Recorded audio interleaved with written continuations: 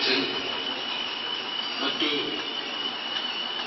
ശ്രോതാക്കളെ, സുഹൃത്തുക്കളെ, അസ്സലാമു അലൈക്കും വറഹ്മത്തുള്ളാഹി. ഒരിക്കൽ കോടതിയിൽ വളരെ ഗംഭീരമായൊരു വാദം നടന്നുകൊണ്ടിരിക്കുകയാണ്. അതിലേക്ക് പ്രതിയുടെ വക്കീൽ വാദിയോട് ചോദിച്ചു, നിങ്ങൾ ഇപ്പോഴും ഭാര്യയെ തല്ലാറുണ്ടോ? ഇതിന് ഉത്തരം പറഞ്ഞാൽ അത് എങ്ങനെ ഇരിക്കുമോ അതുതന്നെയാണ് ഇന്ന് ഞാനിവിടെ സംസാരിക്കാൻ ഉദ്ദേശിക്കുന്ന വിഷയത്തിന് ഉത്തരം കണ്ടെത്തുന്നത്. നവ സാമൂഹിക മാധ്യമങ്ങൾ, സാധ്യതകളും വെല്ലുവിളികളും.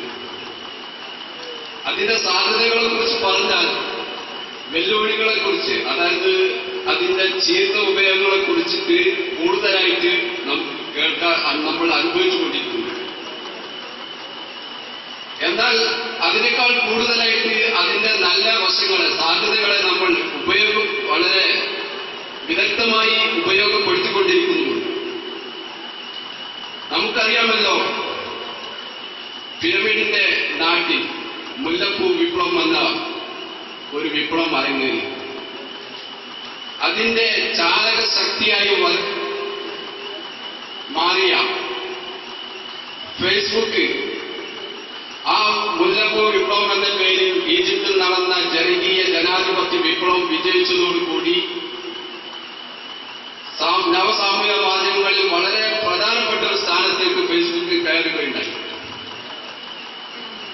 അതേ നാട്ടിൽ ജനാധിപത്യത്തിന്റെ അവസാന ശവക്കുഴിയും മണ്ണിട്ട് മൂടുന്ന ഈ ദിവസങ്ങളിൽ ആ നവസാമൂഹിക മാധ്യമത്തിന്റെ ഒരു വെല്ലുവിളി അല്ലെങ്കിൽ ദുർവശവും നമ്മളവിടെ കണ്ടു. അന്നും ഈ മാധ്യമം ഉണ്ടായിരുന്നു, ഇന്നും അതേ മാധ്യമം നിലനിൽക്കുന്നു. ഇത് നമുക്ക് വരാം നമ്മുടെ അനുഭവങ്ങളിലേക്ക്. വർഷങ്ങൾക്ക് മുമ്പ് മരിച്ചുപോയ ആ കുട്ടിക്ക് അല്ലെങ്കിൽ വ്യക്തിക്ക് എ പോസിറ്റീവ് ബ്ലഡ് വേണമെന്ന് പറഞ്ഞുകൊണ്ട് നമ്മൾ ഇന്നും പോസ്റ്റുകൾ ഷെയർ ചെയ്യും. എത്രത്തോളം അപകടമാണത്! നമ്മൾ അറിയാതെ ഓരോരുത്തരെയും എത്രത്തോളമാണ് വിഷമിപ്പിച്ചുകൊണ്ടിരിക്കുന്നത്. എന്നാൽ ഇന്ന് ഈ നിമിഷം നമ്മുടെ നാട്ടിൽ നടന്നുകൊണ്ടിരുന്ന, നമ്മുടെ കുടുംബത്തിൽ നടന്നുകൊണ്ടിരുന്ന സംഭവങ്ങളെ കുറിച്ചിട്ട് നമ്മൾ വിവരങ്ങൾ ഇവിടെ ഇരുന്ന് നമ്മൾ അറിഞ്ഞു. അതിന്റെ ഫോട്ടോ നമ്മൾ കണ്ടു വാട്സപ്പിലൂടെ. എത്ര നല്ല ഒരു മാധ്യമമാണിത്! അതുകൊണ്ട് തന്നെ ഈ വിഷയത്തിൽ എന്റെ അഭിപ്രായം, അത് ഉപയോഗിക്കുന്നവൻ നല്ലവനാണോ എങ്കിൽ ആ മാധ്യമം നന്ന്, അത് ഉപയോഗിക്കുന്നവൻ ചീത്തയാണോ എങ്കിൽ ആ മാധ്യമം ചീത്തയാണ്.